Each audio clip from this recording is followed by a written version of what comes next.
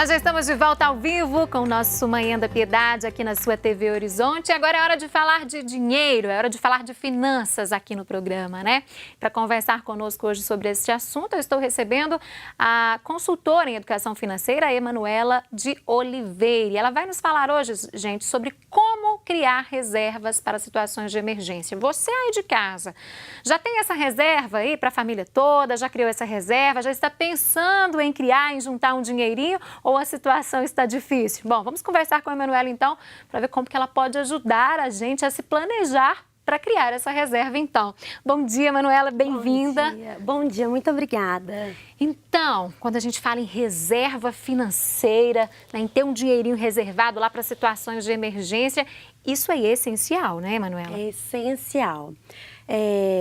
Esse fundo de emergência, ele supre algumas necessidades emergenciais, né? Então é muito importante que a gente pense, se você ainda não começou a planejar nesse sentido de fazer um fundo de reserva de emergência, comece a pensar nisso. Como que a pessoa pode se planejar para isso? Por exemplo, se tem um pai de família, a família é grande, tem 3 filhos, né? Como que ele pode, qual que é o primeiro passo para ele criar esse fundo? Então, depende muito do perfil daquele profissional, né?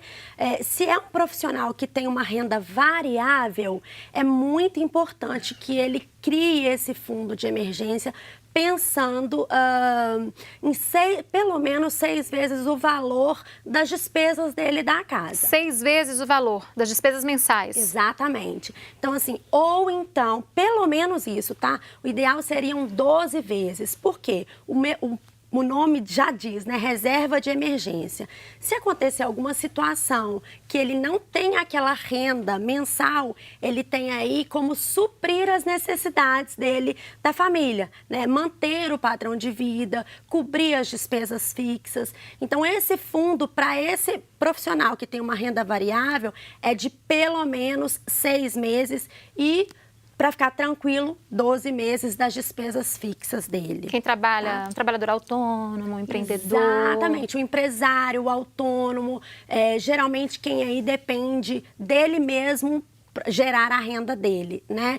Hoje a gente tem as novas composições de trabalho, hoje tem muita gente sendo contratada como pessoa jurídica ou como profissional autônomo, e aí as rendas são muito variáveis. Então é muito importante que ele componha essa reserva de emergência pensando nisso. Por quê? Porque pode acontecer uma imprevisibilidade. De uma hora para outra. De uma hora para outra. Né? E aí, se você depender única e exclusivamente daquela sua renda ou da sua renda variável, pode ser que em algum mês você se comprometa muito financeiramente. E aí, passe aperto se não tiver essa reserva, justamente, né? Então, essa reserva ela é pensada para situações de doença, né? Uma doença que aconteceu, que nos acometeu, que a gente não estava esperado, que você tem um gasto a mais com medicação, uma situação, por exemplo... Uma obra emergencial também? Emergencial. Estoura um cano na casa da pessoa e faz aquela bagunça lá. Bater um carro, às vezes a pessoa não tem seguro, ou... sei lá... Uma viagem de emergência, exatamente, né? Uma festa de casamento. Quem tem menino pequeno, às vezes é convidado para, por exemplo, as crianças serem daminhas, pajem, e aí você tem que despender um dinheiro que às vezes você não estava dentro do seu orçamento, né? Essa reserva, ela também cabe para essas situações. Por quê? Porque aí você não compromete a sua finança no todo. Agora a gente falou muito dessa questão de autônomo, empresário. E para as pessoas, para os trabalhadores que têm carteira assinada, segue essa mesma linha também? A mesma linha. Ele precisa ter, porque ele não sabe o dia de amanhã. Né? Por mais que, por exemplo, um seletista, um CLT, ele tem ali aquele período, se acontecer uma demissão, ele tem o pós-demissão, ele tem aquela indenização, porém, às vezes a renda dele é variável, mesmo ele sendo seletista. Ou, às vezes, surgiu alguma situação de emergência e ele precisa de um dinheiro a mais, né? Então, é importante. Às vezes a gente endivida em algum momento. Independente da fonte de renda, o ideal é ter esse fundo de reserva. Independente da fonte de renda. Você tem que pensar num fundo de reserva de emergência, principalmente pensando em toda a composição da família, mas para suprir as necessidades da casa, para que você não tenha não tenha problemas em suprir suas necessidades de pagar suas contas, se alimentar e manter seu padrão de vida. Agora, para as pessoas que estão agora nos assistindo, estão pensando, vão se programar a começar a fazer esse fundo. O que você aconselha? Todo mês já reservar uma parte do dinheiro, tentar uma parte maior, conseguir uma parte maior? Exatamente. Primeira coisa que tem, nada que não é visto a gente consegue medir. Então, a primeira coisa que a gente tem que fazer é organizar. Planilhar tudo, colocar todas as despesas no papel, toda a entrada, primeiro toda a entrada, depois toda a despesa, depois as despesas supérfluas e aí tentar enxugar nisso daí. Dentro da nossa renda, geralmente a gente gasta 70% com as despesas fixas. Eu falo isso quando é uma família composta por filhos, marido e esposa, e aí geralmente 70% da nossa renda é despesa com fixa. essas despesas. Isso. A gente tem que pensar em pelo menos 20% da nossa renda voltada para essas reservas financeiras, tá? Por quê? E aí esses 20% a gente pensa dentro de um investimento em longo prazo e a nossa composição da reserva de emergência, né? Que deve ser colocada em um fundo que tenha liquidez. Porque se você precisar de tirar com emergência, você tem aquilo ali naquele momento. Porque o objetivo é esse, é para emergência, né? Exatamente. Pois é, e aí? Qual dica que você pode passar para quem está em casa? Onde colocar esse dinheiro? A dica é organizar as finanças, ver o que você tem de entrada, ver sua saída e colocar ou numa poupança, ou num CDB, ou no Tesouro Direto, né? A poupança também ela é boa, porque o nosso objetivo aqui não é investimento. A gente não está pensando em longo prazo, a gente está pensando numa situação de emergência. E a poupança para a situação de emergência, ela cabe perfeitamente, né? Mas se você quiser pensar numa coisa que tem uma liquidez de prazo determinado, você pode pensar num fundo DI, num CDB, que são também bons fundos para que a gente guarde a nossa reserva de emergência, porque eles têm liquidez. E concentrar tudo em um único investimento ou não? Porque eu vejo algumas pessoas também que dividem né, esse valor. Vou colocar um pouco em um pouco em outro. Ou nesse caso de fundo fixo não é necessário? Pode ser, tá? Desde que seja alguma coisa conservadora e segura. Por exemplo, eu posso colocar metade dessa reserva de emergência na poupança e metade num CDB ou num DI, num fundo DI. Por quê? Porque por mais que seja algo que eu não esteja buscando um retorno financeiro, né?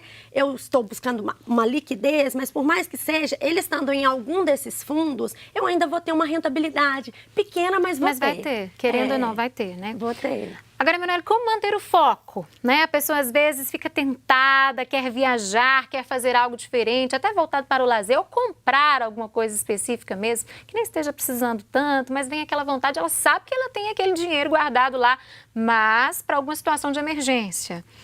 A questão como manter esse foco? Não é fácil, não é fácil, né? O dinheiro é tentador. A questão é disciplina mesmo. Olhar, sempre olhar, todos os meses, olhem para suas despesas, olhem para suas entradas e olhem para aquela reserva de emergência. Quando você tiver já uma reserva composta por pelo menos 6 meses, né, daquela renda que você precisa para suprir suas despesas fixas, aí você pode começar a pensar assim, em extrapolar um pouquinho, tá? Mas não faça isso, tenha disciplina. A nossa recomendação é: tenha disciplina. Não é difícil você compor essa reserva de emergência, né? Tenha disciplina. Separe pelo menos 20% da sua renda mensal para compor essa reserva. E aí, quando você olhar para ela e ver uns 6 meses já de garantidos, você consegue já pensar em extrapolar um pouquinho.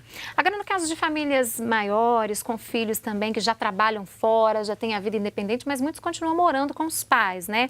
Nesse caso, é importante também que esses filhos tenham essa consciência e tenham, no caso, o fundo deles próprio, também não deixem só na responsabilidade dos pais? É muito importante. Eu costumo falar que a independência financeira é a gente que constrói, né? Então, assim, quando um jovem jovem me procura, ele me pergunta qual que é a idade para eu começar a desenvolver minha independência. Eu falo, a partir do primeiro dia do seu emprego, né? Então, por mais que ele não traga renda para dentro de casa, por mais que ele não tenha despesa dentro de casa, ele tem a vida dele, ele tem os objetivos, os sonhos, os projetos dele. E muitas dessas coisas, elas dependem de dinheiro, né? Então, se eles estão querendo, principalmente aqueles que estão pensando numa independência, é importante que eles construam também essa reserva de emergência para um curso, né? Às vezes surge uma oportunidade de um curso fora, eles têm como marcar com esses cursos, para uma viagem, né? Jovem comprar um carro, né? Carro, exatamente. Porque às vezes fica esperando para ganhar de presente do pai ou de alguém, e às vezes a pessoa já tem condições de poupar um dinheirinho todo mês ali, né? E comprar por conta própria. Principalmente se ele não tem despesa fixa, né? A primeira coisa, quando ele não tem despesa fixa, a primeira coisa que ele tem que pensar é em compor mesmo uma reserva financeira, nem de emergência, né? É compor uma reserva financeira para que ele construa a vida dele independente. Agora, muito legal isso que você falou, porque desde o momento que a pessoa entra para o mercado de trabalho, pode ser lá o menor aprendiz. Aí eu vejo muita gente falando, mas eu ganho tão pouco, Síria, não tem como eu guardar dinheiro. Se começar essa educação naquele momento, com aquele pouco que a pessoa acha que ela ganha, aí que faz toda a diferença, aí que é possível mesmo, né? Se começar desde cedo, né? Exatamente. Sabe qual que é o segredo, Síria? É você receber o seu salário e já tirar a parte do investimento, da reserva. Porque se você esperar sobrar, nunca vai sobrar. Vai esperar nunca, gente. Vai esperar a vida inteira e não vai sobrar nunca, né? É como pagar uma dívida fixa, né? Uma despesa fixa. É como pagar um boleto de uma faculdade, é como pagar uma prestação fixa. É receber e já tirar a parte que vai para o fundo ou que vai para o investimento. Tá certo. Muito obrigada por ter vindo, pelas dicas, viu, Emanuele? Um bom dia para você. Obrigada para vocês também. E agora nós vamos para mais um rápido intervalo. Continue conosco, voltamos daqui a pouquinho com a consagração à nossa mãezinha, Nossa Senhora da Piedade. Não saia daí.